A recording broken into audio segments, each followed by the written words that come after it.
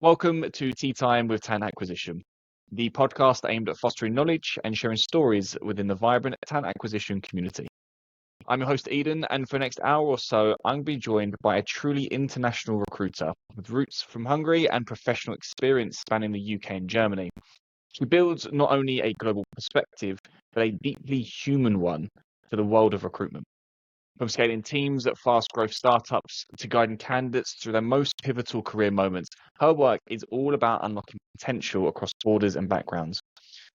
But what happens when we do it at such a pace, with such pressure, that we forget to focus on ourselves? We lose sight of maybe what our own career paths are, and we kind of slip into autopilot. And this is the focus of today's topic. It's a raw conversation about the true importance of recovery within our profession and how maybe not doing so can lead very quickly to burnout. So when you're ready, grab your favorite tea or coffee if you prefer, and join me in welcoming today's guest, the talent acquisition partner, Dora Pasztor. So thank you so much for joining, Dora. Thank you, Eden, for having me. It's a true honor to be here on this podcast and have this discussion with you. I appreciate it a lot. And look, this is one of those topics where I think I'm going to say it's like a taboo topic slightly, right? Mental health is obviously, there's a lot more awareness around it. We're definitely encouraging more conversations around it. But still, I find in some professions, you can't show weakness in some regards, or can't show it because it's seen as a weakness. I apologize for that phrase in there. But you get what I mean. It's kind of one of those topics where some people will absolutely talk about it and some people will just bury it. So, I'm very, very keen to kind of dive into this because I feel like the topic of burnout is one that I've personally experienced. But, before we kind of get into that topic, what I really want to do is peel back a layer. Everyone gets the same question, Dora. I know you've listened to the podcast a few times. So hopefully you've got a well-structured answer ready. Let's see. I might have to change the question soon because I feel like everyone starts to get it. So from your perspective, what makes a high-performing recruitment team? Yes, I think it's all across the board what makes high-performing team. It's not necessarily specific to talent acquisition. I think a high level of collaboration and people who are in touch with their own capabilities. They're good listeners. They are happy to give and receive feedback and act on it. And I think basically, if you have the right mentality, most of the things can be learned. Now, I'm not saying that I will be like a rocket scientist anytime soon, but I think in talent acquisition teams, when probably soft skills are equally as important as hard skills, that's also highly relevant. By the way, I 100% have full faith. If you want to be a rocket engineer or rocket scientist, go do it. I've got full faith in you. I see you strapped to the rocket on the side of Tesla's SpaceX's next launch. No, but in all seriousness, I think you're right. By the way, I think in our profession, the vast majority of what we do is trainable. It's those core soft skills and being in touch with more about yourself that maybe does help create a high performing team. And obviously, the topic of it is around burnout is an element, but we want to talk about recovery of burnout, right? So I feel like a lot of conversations, and I was doing some research around this after, when we first spoke about the topic, but a lot of the information that's out there is how to prevent it, how to prevent burnout. And, but what happens when we're there? What's the recovery phase looking like a little bit? What does that feel like? And I guess what is the importance of the recovery phase for you in general? And, when you talk about recovery for yourself or for this topic, what do you actually mean? Just so I guess we can set the scene if someone's in this situation or feel like they get into that situation. Yeah, I really feel like when we talk about burnout or like recovery, but the state of burnout is not just like a yes or no. I think it really is a scale. So you can't really define like, okay, I'm now burnt out and probably the next day you are not. First of all, it's something I think that you need to be actively working against. And this sounds bad, but it's not necessarily as difficult as it sounds. And it's not as drastic as it sounds if you actually can detect your own cues. And in terms to what to do when you're there, I think it really depends on what level it is. So burnout can have a lot of phases. It has psychological signs, it has behavioral signs, it has physical signs, actually, in severe cases. and it does not just affect obviously your job, but your whole life. So I think if you detect the signs relatively early, then there is a pretty good toolkit that you can use. When it comes to burnout, and I'm really sorry, like if it's a bit into the middle, but we need to understand that it actually has like a very bad psychological sign, which is like cynicism. It's basically a slow detachment, and it's an emotional detachment. And it does not start like very drastic. It just starts with a bit of loss of motivation. I'm probably a bit less interested in what am I doing than I was yesterday. And cynicism actually can come from two sources. What's bad about it?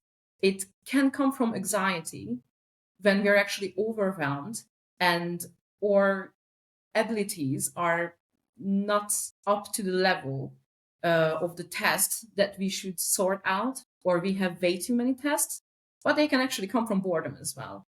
So I think it's really important that we find our own challenges. We are in touch with our capabilities on the first place. So it can be a daily reflection, but obviously that might be a bit too much. But sometimes what I do every month, I look back like, okay, what have I done differently this month? And I'm trying to build on that and set my own challenges. But let's say you are in a state of mind when you're approaching cynicism and you're just a bit less motivated than you were, because I've been there myself as well. It was actually not necessarily out of anxiety that we talk about a lot, but it was boredom. And to open up about this, I was in an environment when I was actually not listened to. I was given tasks that are a bit mundane, and there is nothing wrong with that if your capabilities are there, but there are no two people. So you can't compare A to B. Everyone has their strengths. What I have done, because I'm not entirely sure how much in time have I caught it. But you need to actually stop and notice your patterns. Like what triggers this emotional detachment? Is it something that you are getting way more tasks that you can do? Is it something that your input is not listened to? Like you're creating all this data-driven analytics and trying to report back, and then it's just like disregarded. Like obviously, like we're talking about how much data and reporting is, but in reality, not all companies, unfortunately, are utilizing everything that you give them, and that can be like a suffocating feeling. So anyway, you need to notice your patterns, like what leads you there. Make a note. Like I don't necessarily journal. I know that there are a lot of people who are practicing like mindfulness and they are journaling, but I think it's a really important thing if you're there to make at least a mental note for yourself. Like, okay, why am I in this state? Like I was in this state Tuesday. What happened on Tuesday? What happened today? And you will find out the pattern, what triggers them. And when you find this pattern, what triggers them, it's really important to do not talk down on yourself. When we are in a negative mental state, we are really, really prone to internalize things. And you can say like, okay, I am lazy or I am not motivated, but you should put a bit of distance and should not regard this as like your personal flow, and should look at what's around you, what triggers this, and you should say like, okay, I have issues with X, Y, Z, and that's why I'm in this state. I think this should be probably the first toolkit to know what personally brings this to you. So really having that, I guess, it's that conscious discussion with yourself. Where am I? Why am I here? I mean, if I look back on some of the examples that I've had, it's when work and personal has clashed quite a lot. So I got married May of this year, and a lot was happening around work, and it clashed dramatically with personal. And I felt like there were some situations where I felt guilty for taking time off, getting married and not working, and not from my company, by the way. Like my guys were super supportive of it. They're telling me to take the time off. Some of the clients that I was working with, who I no longer work with because of this situation where it was very much like, well, no, we're paying you. You need to be here. I was like, well, this is a once, I hope, once in a life week. That's all I'm asking for separation from it. So there's those elements. That's anxiety. I fell into that. I've never fallen into it from the gap of boredom. I've always been quite fortunate from that side where I've always been pushed and stretched, but maybe pushed sometimes too hard to go further than I felt comfortable. And that's the anxiety part. Obviously, I love that toolkit by the way about having that mental check-in and kind of being aware of what are your triggers. We'll kind of explore a little bit more of how we can kind of go down that journey. But I guess I'm seeing a lot of businesses are now creating well-being budgets, right? A lot of businesses are advocating for this, and I see some businesses do really well with it. I see some businesses try and maybe falter a little bit. But why is it actually important that we are, as talent acquisition professionals, taking responsibility and being mindful of our own mental health around burnout and the triggers around it for ourselves? Like, what is the actual, I guess, the negative impact we're aware of, right? How it is, but I guess peel it back a little bit and why is it going to help improve us and the companies we work with? Yeah, I think it's a really, really relevant question, and obviously all across the board. But in our industry, we need to be in a way always on. We are dealing with people. We are actually helping people finding the next step in their career. Whether you're an internal or agency recruiter, you are helping and assisting people make these big life decisions. And I just feel like you can't really fill other people's cup as long as yours is not full. So if you are personally someone who is in talent acquisition, and for that matter, anyone who's in people in culture, do not make sure and take the responsibility apart from obviously taking the toolkit if you're lucky and your company offers you, but you need to take it as your own responsibility as well, because it can lead to quite a lot of things. Like obviously that emotional distancing what we mentioned is just accelerated, because it's not just like, okay, I have a bad day, I'm just not going to talk to my colleagues. You are surrounded by people. You are actually, I think, to be a good talent acquisition partner or recruiter, you are doing kind of a service by offering what you do best, and you have to have the best intentions. Now, if you're emotionally detached from this is taking apart a big human aspect of it, and you are just left with, okay, smashing my KPIs, hopefully smashing the KPIs, but just doing enough not to get fired or not to get that notice or something. And that's why we have this responsibility, because it does not just affect actually our own job for a day or 2 weeks. It does affect other people's choices.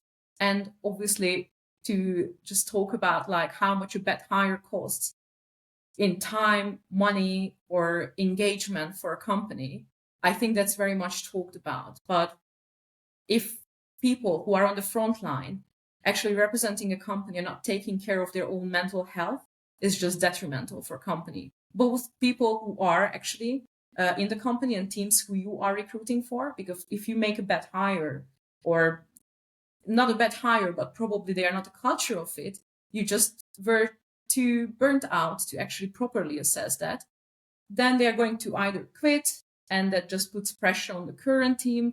And then we are just in a limbo that just starts affect quite a lot of people, and quite soon, I would say. That phrase you said at the beginning, I really hope, I'm going to repeat it because I really hope someone's listened to it, but it's always on. That I don't think I've ever heard more Bruce spoke about the talent acquisition function. We are always on. Doesn't matter if you're internal or external, embedded RPO. How many of us really switch off after work? How many of us have taken calls when everyone else has gone home, when your child's asleep or your dinner's getting cold, for that person that you have to get hold of because you have to be available to them because it's the only time they can speak for another 3 or 4 days, and you need to get the answer to your stakeholder or whatever the case is. That I think is the super tricky part, because we're not robots, right? We all have our own lives. And yeah, we can kind of create these boundaries where we say, okay, I'm not going to look at my laptop at this time, but it doesn't always happen, not in this function at least anyways. And that's where it kind of starts to creep in. But I think also what you're sharing there is, it's not just one small thing doesn't just impact, okay, I'm not talking to the colleagues, but it's you not talking to colleagues can yield to a slowed down decision, or it might lead into you passing someone that shouldn't have passed someone that has a knock on later on down the line. But it's really difficult, I think, to when you're in that position to peel back and go, okay, I'm just going to be great from now on. I mean, I'm just going to go for it, and everyone's going to be, because again, you're not fixing the problem, you're just slapping a plaster over it, or a plaster over an axe wound, as I would say, right? So you really kind of need to really go on a bit more of a, I don't want to sound spiritual here, I kind of feel like a bit more of a healing journey to make sure that you are truly identifying and eliminating as much as possible. So if it's cool for you, then I kind of want to talk about things that maybe you and I have both done together or separately, and from, you know, if they match, because like I said, we've both gone through this journey to some degree at some point. So starting kind of on the broader perspective, some of the elements that might suggest that we can start that process of recovery, and then kind of more in the granular, that what you've particularly done or what I've particularly done to hopefully be around the other end. Again, I think I'm out the other end. I'm pretty sure I'm out the other end. Ask me in 6 months' time and let's have a conversation again. No, all jokes aside. That's probably, by the way, that is a deflection of me. By the way, that's probably me deflecting the real cause by making a joke out of it. There we go. If someone does know me a bit more, then they're probably laughing along with it. If not, bad joke didn't land. So from starting broad, Dora, from your perspective, what can we do to start that journey? Yes. Yeah, again, it really depends on when you are in this scale. If you're very deep down, then just get out of the bed and go out on the fresh air. That's a good first step. If you're not there, and hopefully, most people are not there yet, I think it's really important to reconnect with your values. Obviously, you do the self-reflection, which is a really good like lay of the land, like, okay, where am I? Where was I mentally in my goals, whatever. But we really often just forget to look at the bigger picture. Like, what am I really doing, or what I should be doing does still actually in touch with my values? So that's a really important question to ask, because if the answer is no, then there is obviously, like a need of a change for environment. I'm not encouraging this as the first action, but if you're already established and this no longer serves us and it's no longer aligning with our values, then probably it's the best for everyone, for us and everyone around us. In that, I actually don't think it's a bad first step to begin with, because we talk about values, we talk about company values, we talk about your own values, but I would argue that most listeners say, yeah, I've got values, but if you was to literally say, what are they right now? If you ask me right this second, I couldn't list off 3 or 4 values, but I'd have to really think about it, because I don't connect with my values I don't sit down and think about it as much as maybe even I should as well. But I think that's a really good first step. What values do I actually hold? There are definitely a few people that live and, they're probably got them tattooed on themselves on a wall somewhere. They read them in a mirror every day, and totally fine. But I don't think the vast majority of us do even connect to just generic root cause values. So I think that's a brilliant first step, just to weigh in. Yeah, no, it's pretty important. And as you said, like, probably if you just ask me off guard, like, to list my values, I would need to think very, very, very deeply. Even though I came prepared to this podcast, and I try to do it quite often. But first of all, I think you have like set values, and obviously you have values that are going to be changing throughout your life, affected by life events and so on. But it's just really important to ask ourselves the question, like, where is this leading? Am I still in this industry? Why I joined, or is this serving the purpose, or has the value or the goal aligned? Probably on the way, but where am I on this road? And it's something to think about very deeply. Probably the answer is not going to come to you. Probably it's going to take days, weeks. Something is going to happen that actually not gives you the sign, but it's going to shed a light on it. I also feel like it's very, very important to open up to connections as a second step, because when we are emotionally detached, we are detaching ourselves from the community. So, like, a pretty typical thing in burnout, what you can see in behavioral science, is that people are no longer attending company events, team events. They are just not speaking up, really. They are not engaged. They are obviously just doing the bare minimum. But how you can, I think, detect it is pretty much the level of engagement. And when you are in this state, it's a very slippery slope, because the most disconnected you are from your environment, actually you are more slipping into burnout. So it really helps to talk to, it doesn't need to be a colleague necessarily. It can be a friend. It can be your family. And if you feel like you really need like an external point of view, or like someone who is neutral and could help you, I really feel like it's important to give ourselves a confession and tell us like, okay, I need a therapist. And I feel like it's an investment into yourself, which is, it should not be stigmatized. I know that there are environments or there are people who go and they are ashamed. And I think it's the best thing. I think, to be fair, even people who think that they don't have any problem, if we could afford in time and money, it's the best thing to go to a therapist, because you can get a point who, like, of someone who's actually not an actor in your life. So they could actually see the events from an outside point of view. Yeah. And obviously, they are also highly qualified to give you the tools that you need to actually go into a better stage. And what is probably a very good thing to do, to force yourself when you're in this state to do small acts of kindness. Now, when you're emotionally detached, it's just, it feels so difficult to say honestly thank you for people, or to say good job, I really appreciate your help, because it does not come authentically. Now, I'm obviously not a psychologist, so I would just like to say it in a very simple way. You just have to fake it till you make it, because actually this kindness can connect you back to who you are. I think the peeling back a layer, by the way, there on the therapist. I'm not going to say his name because I don't know if he'd want me to say his name. But a CTO that I know in Berlin, he basically said all his friends at the CTOs, C-suites, every single one of them has a therapist. Every single one. He said it doesn't. The people who don't think they need one probably need them the most.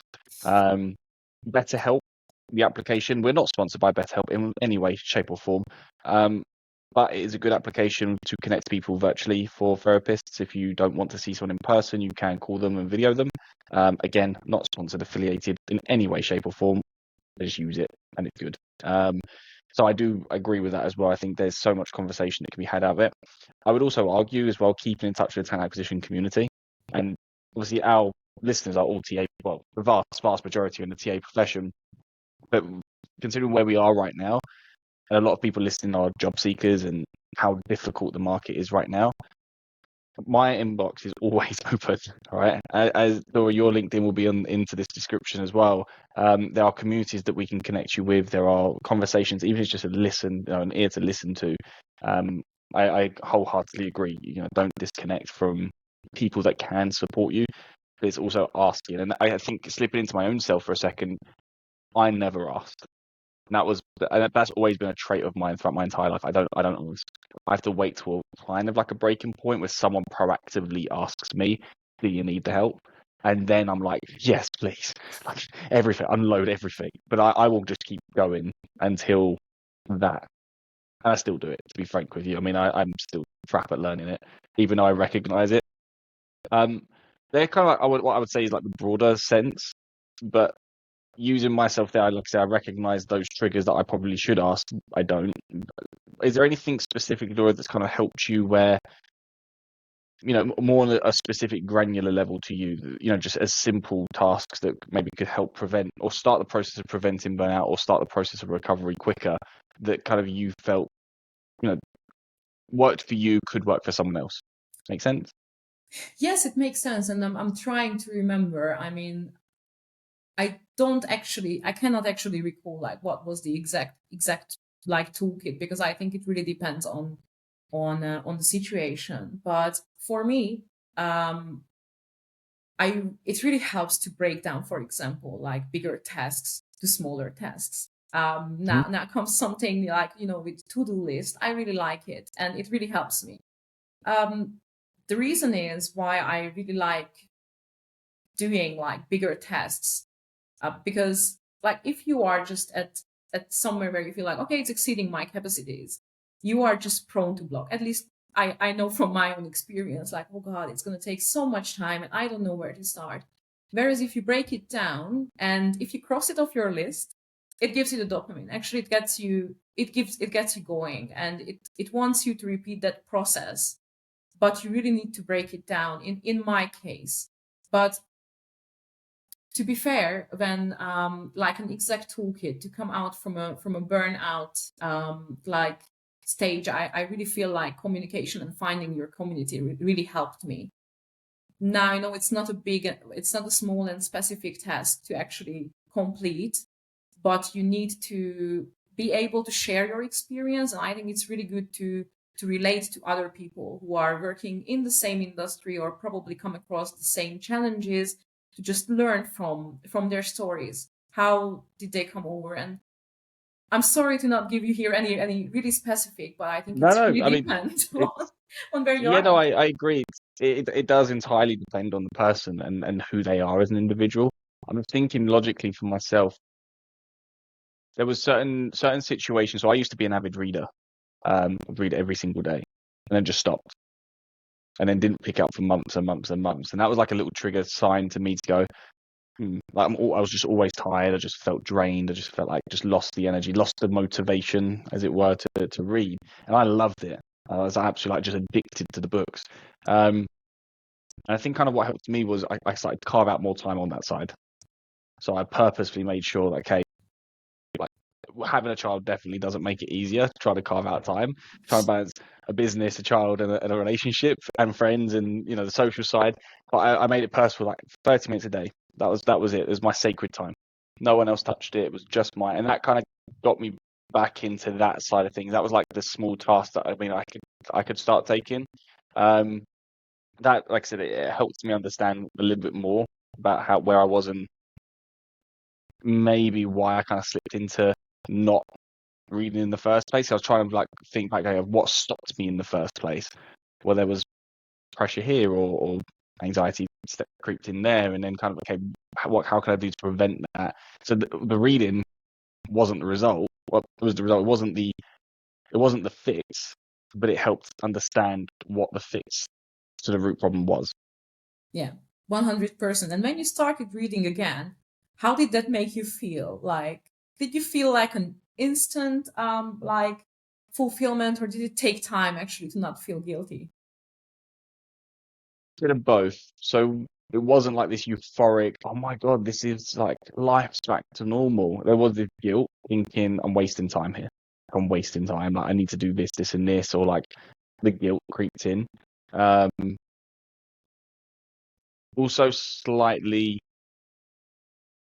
just sitting and thinking, what am I doing? Like, why am I, what again, boredom maybe creeped in a little bit. But then that was just persisted with it. And also, I think it does help. The book was quite good. It was quite enjoyable. So that does, obviously, I wanted to read on. But yeah, no, it wasn't like this immediate, this is life is fixed. It was more just a slow, gradual burn and getting back into those small steps to get back routine. That's probably the bigger thing that was lacked out of it, is like when I started to slip into a bit more of a burnout state, it was like routine kind of just went out the window. What I was doing, just I stopped doing, and then I kind of got back to what I was doing again, and that's kind of what helped me get back to a position where I was like, okay, cool, back on track. Yeah, I think, by listening to this, and I felt like similar when I came back to my own hobbies, or like, for example, like kind of a schedule. It's not very set every day, but just like getting my social life back and everything after burnt Yeah. out is something that you need to accept, that it's probably not, it is not going to instantly make you feel better, but it's a process. And it's probably not really talked about that you can do lots of small tasks, very useful. You can choose and pick your own strategy, try out things, but you need to learn to appreciate the process, and you need to accept that it's probably not going to yield like an instant result.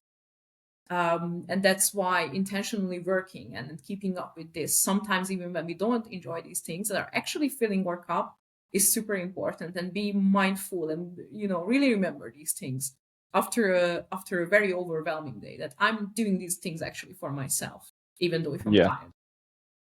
You just use the phrase overwhelming then. Again, coming back to talent acquisition, our days can become absolute chaos.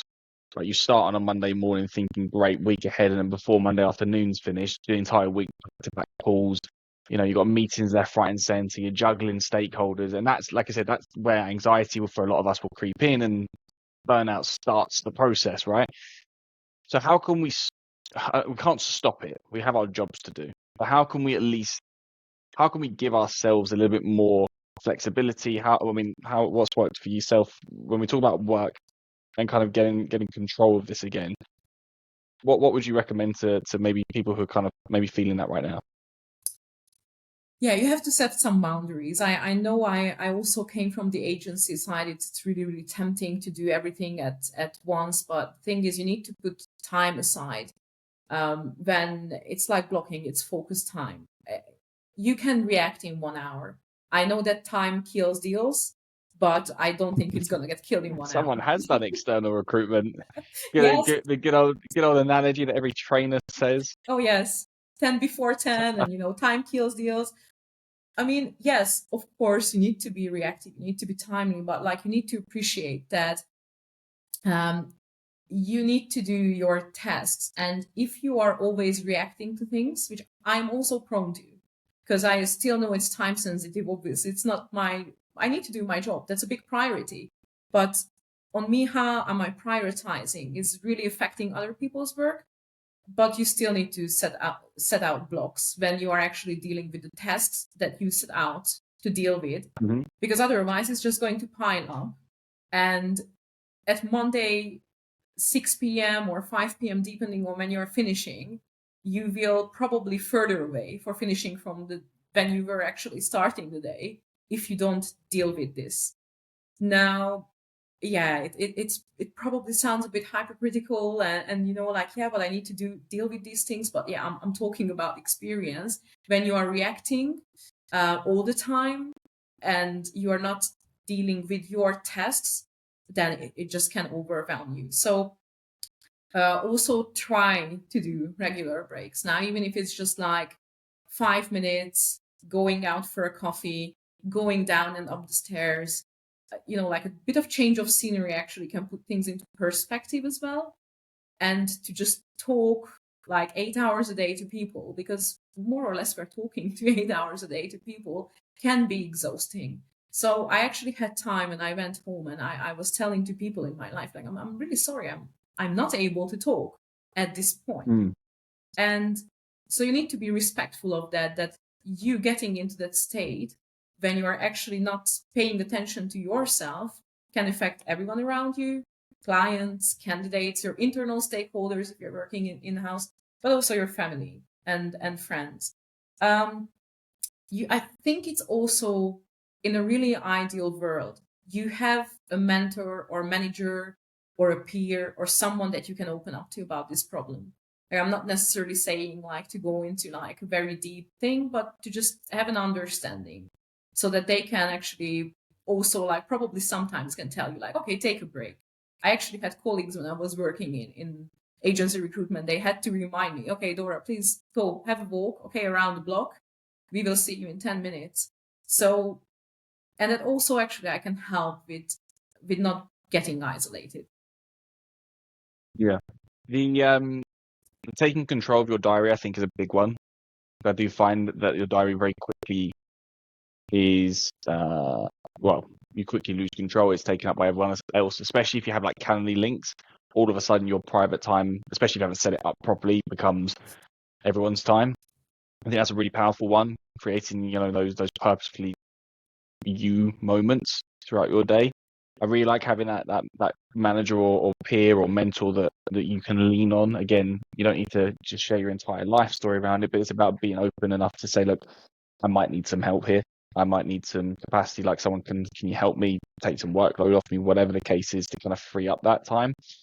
But I feel like it's one of these conversations, like I said, I said it at the beginning, so I kind of knew this was going to go down slightly of a different angle from what our usual podcasts go down, right? Our usual podcast is how do we perform better? How do we get better in talent acquisition? But we already discussed it, and I was really up for it because I felt like this would be the first time that I've spoken about this to pretty much anyone other than 2 people, maybe 3 people tops, that have known the extent of it. So it is a raw conversation in that. But I do know that there's a lot of people like me who quite simply just bury things, push it down. Don't deal with it. You bury it and you keep going. You just keep head down, keep going. By the way, I'm here to say that is not what you should do. as much as, and I'm not advocating for glorifying, hustle culture or anything like that. But it's not what we should be doing. But it is far easier said than done. In a position now where I am, in the sense I can look back and go, okay, I know better. But mid-20s, Eden didn't know better, and there's definitely people listening that are probably like that right now. So we've come to the end of it. I'm hoping there's some topics that have sparked conversations with people by themselves. That's what I hope from this, where they've just sparked and said, I feel like that, or I'm leaning towards that, or actually I can help others in this position. So what would you recommend, or based on being through the situation yourself, the first thing that someone who is feeling they're going down this journey could do? Just one thing, because that's what I'd like them to sit back and go, okay, podcast is finished. Number one, I'm going to do this. And number two, I'm going to go connect with Dora because she's a wicked person to learn from. Stop for a moment, take a very, very deep breath, and ask, like, where am I heading? Not just today, but in general in life. And obviously work is a really, really, really important part of our lives. But I think it's also important to realize it's not just one thing that purely defines us. And ask yourself the question, can I actually be great at my job with this mindset that I currently have, without changing anything? And how does it affect others and myself? And it's a very complex question, but I think it's a really good starting point. And obviously we can have bad days. So if someone is having a bad day, it does not necessarily mean that they are on the road to burnout. It's a roller coaster to be in talent acquisition or recruitment. But I think if your answer is constantly cloudy and you can't see the clear vision, then that's when you really have to sit down and investigate things further. Love that. I do. Truly, Dora, it's, like I said, I didn't expect the conversation to flow where it did, and for me to open up to you as much as I have. But I think that's also the beauty of this topic, and feeling safe enough to talk to someone about it, regardless if people are now going to listen to this. I mean, after we finish recording, maybe I'll have a different opinion. I'm joking. I wouldn't. Dora, it's been a true pleasure. I do appreciate you being, again, as honest and raw as well, and bringing your own experiences. Like I said, firm believer that we need to connect and communicate in the function. So if someone wants to pop up, say hello, learn a bit more about yourself, where is the best place that you are? I would say, please reach out to me on LinkedIn. I'm always happy to talk, to network, if you are based in Munich, to meet in person, have that coffee, tea, whatever rocks your boat. So LinkedIn probably the best. Perfect. Thank you so much, truly. And looking forward to hearing a response from this. Enjoy the rest of your day. My pleasure, Eden. Thank you for having me. Bye-bye.